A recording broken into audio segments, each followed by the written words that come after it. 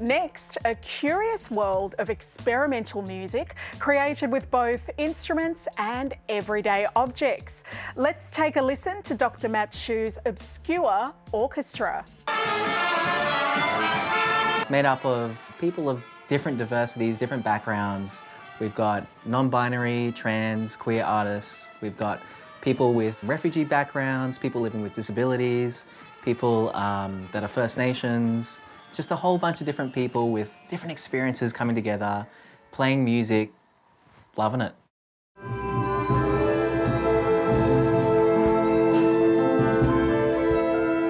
What about the Obscure Orchestra has made you feel safe to express?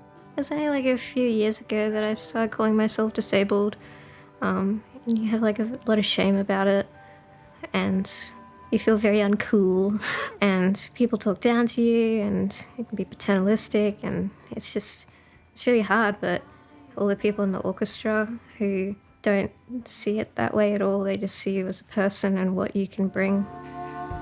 Just want to make stuff I like. Yeah, I'm not a singer, but I feel comfortable enough with everybody around and like kind of emboldened to have that confidence to sing in front of everybody. It's very scary, but yeah, like it brings me like confidence in other things. Thank you, Sophie.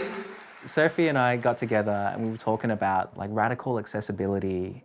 Essentially, it's the psychosocial and physical barriers to society that disable people from participating in community life. Yeah, that's right. And I've seen some of Sophie's stuff and I'm just like, whew, how do you play in the orchestra? I know, yeah. She's like fully renegade when it comes to those things. There is no one more qualified on my disability than me. I will continue to complain every week until my voice is heard. You talked before about that paternalistic approach that a lot of society has for people with disability, that there's through this kind of ableist kind of lens, there's a lot of infantilizing that happens for people with disability. How do you use your art to push back against that? I'm trying to subvert expectations about what I can do on a very grand scale, very bright and colourful. And I'm making stuff because I can, not because I should. What comes first? Is it the art or the activism? The art, obviously. I do the activism stuff because you have to. Like, I don't enjoy doing the advocacy stuff, right? You're making yourself be quite vulnerable. And the things I'm talking about are quite serious. It takes a lot out of you.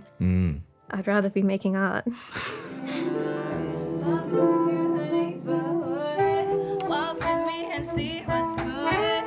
How does the sense of feeling obscure and then the sense of wanting to obscure yourself play out in your art form?